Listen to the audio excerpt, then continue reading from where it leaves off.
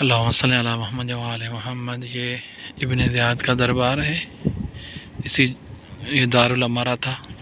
ابن زیاد ملعون نے اسی جگہ پر حکومت کی ہے، یہیں پر وہ بیٹھتا تھا۔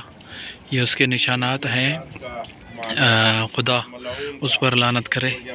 اور اسی جگہ پر جو ہے امام حسین علیہ السلام کا کٹا ہوا سر بھی آیا تھا، اور اسی کی چھت سے جناب مسلم بن عقیل کو نیچے پھینکا گیا تھا، ان کی گردن کاٹ کے ان کو ذبح کر کے اس جگہ پہ پھینکا گیا تھا۔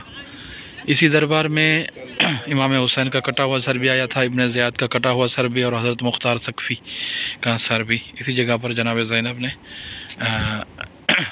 نروار دیا تھا، ان کو قیدی کر کے کھڑا کیا گیا تھا۔